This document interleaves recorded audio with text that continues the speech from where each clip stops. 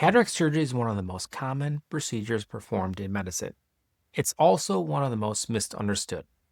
I hear the same myths over and over from my patients who walk into my office, sometimes terrified of things that aren't even true. Things they've heard from a neighbor or read on a forum or remember from when their grandmother had cataract surgery in 1978. Here's the thing.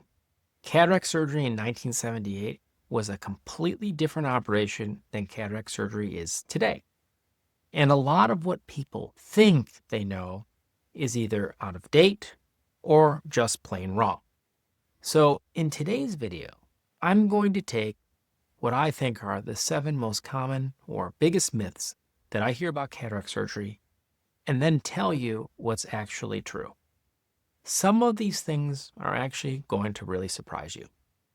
My name is Dr. John Legarreta, and I'm a board-certified ophthalmologist and cataract surgeon. This is Eye Health Central. Myth number 1. You have to wait until your cataract is ripe before you can have it removed. This myth is really everywhere. People come in and tell me that their last eye doctor said to come back in a year when the cataract is ready. This advice is decades out of date. Back when cataract surgery required a large incision and a week-long hospital stay, surgeons did want to wait until the cataract was fully developed because the surgery was harder and riskier on a young, soft cataract. So you waited and waited and waited until you really couldn't see.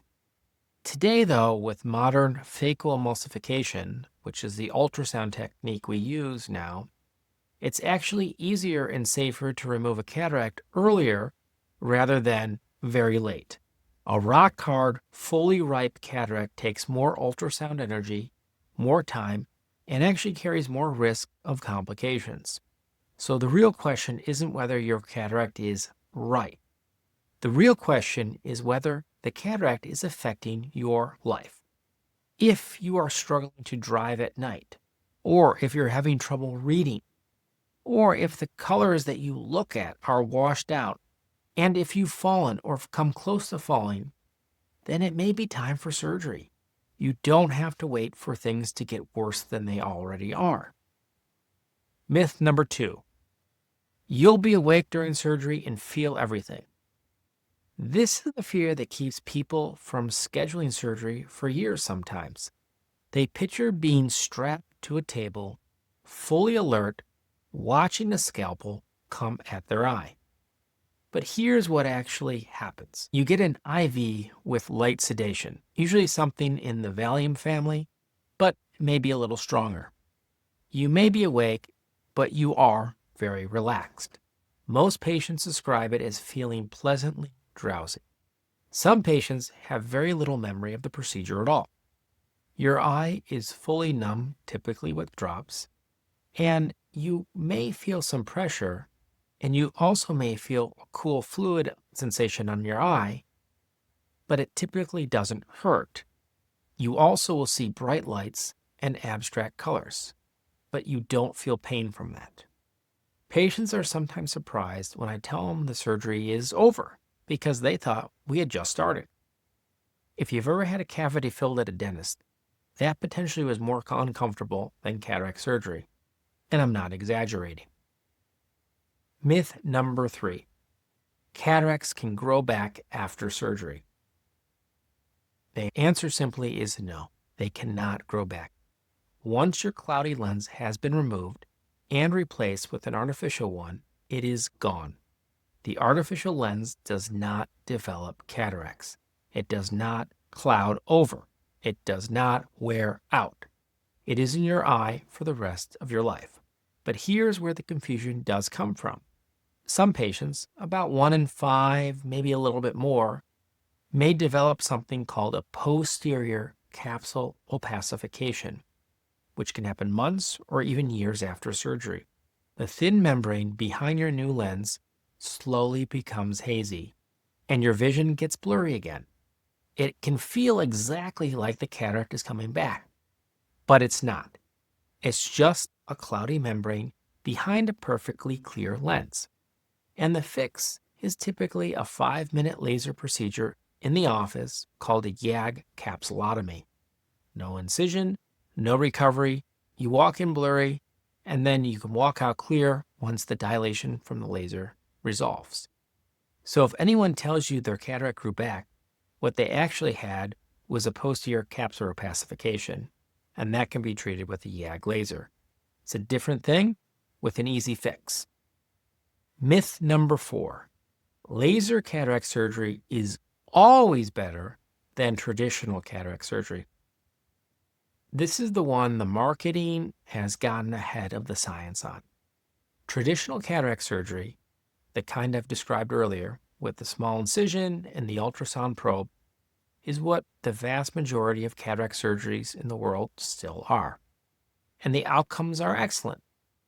Laser-assisted cataract surgery uses a femtosecond laser to do some steps that the surgeon would normally do by hand, making the initial incision, opening the capsule, and softening the cataract. It costs more, sometimes a lot more.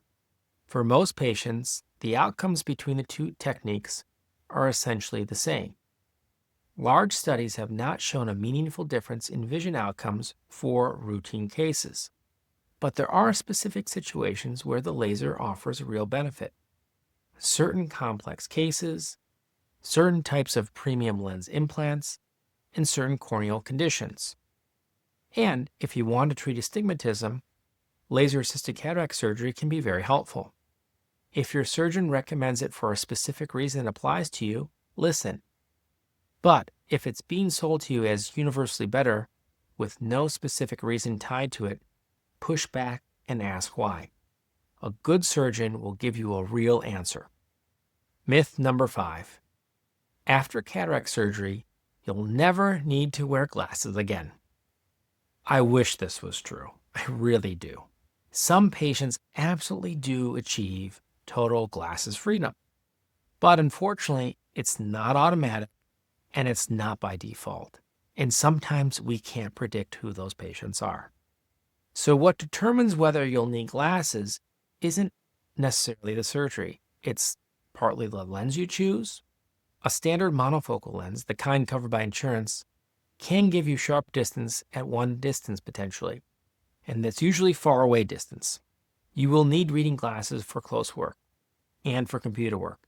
That's not a complication. That's the expected result. If you want to reduce your dependency on glasses, this requires a premium lens, a multifocal lens, an enhanced depth of focus lens, or in some cases, monovision with monofocal implants. These can reduce your need for glasses, but even those rarely give you perfect vision at every distance in every lighting condition. So, if your surgeon promises you'll never need glasses again, that's a bit of an oversell. The honest version is this. With the right lens for your lifestyle, most people can do most daily activities without glasses most of the time, but it's unlikely to be 100%. Myth number 6. Cataract surgery is risky and you might go blind. Cataract surgery is one of the safest surgeries performed in modern medicine, period. The serious complication rates, so things like severe infection or significant vision loss, are well under 1%.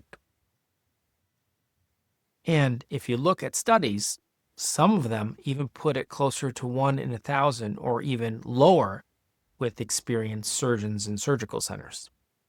But this doesn't mean it's risk-free. No surgery is. There are complications, sometimes minor, sometimes major, but the minor ones are more common, like temporary pressure spikes, mild inflammation, and the posterior capsular opacification I mentioned earlier. Those are usually easily managed. But the idea that cataract surgery is some high-stakes gamble where you might lose your sight, that's not supported by the data. The much bigger risk for most people is actually leaving the cataract in. Untreated, advanced cataracts can cause falls, car accidents, and isolation. Those risks are real every day. So if you're actually putting off surgery because you're scared of going blind from the surgery, the actual statistical risk is going in the wrong direction, and it may be actually holding off on surgery. Myth number 7, you're too old or too young for cataract surgery. And both of these come up. Too old. I've done cataract surgery on patients in their late 90s. If a patient is medically stable enough to sit through a 15-minute procedure with light sedation, which is a low bar, they can have cataract surgery. And the quality of life improvement at that age can be enormous. Being able to see your great-grandchild's faces, read a prayer book, recognize your friends, that matters. Too young. Cataracts aren't only an older person disease. People in their 50s, 40s, even 30s can develop cataracts. And sometimes this is because of genetics, sometimes it's due to medical conditions like diabetes, and sometimes it's due to medication use like long-term steroid use. And in other cases, it can be due to trauma, and sometimes for no reason we can identify. If a younger person has a visually significant cataract, the surgery is exactly the same surgery. There's no rule that you have to wait until you're 65 to have cataract surgery. Age is almost never the deciding factor. The deciding factor, as I mentioned earlier, is whether the cataract is meaningfully affecting your life and whether you're medically able to have the procedure. So those are what I think are some of the most biggest myths I hear about cataract surgery.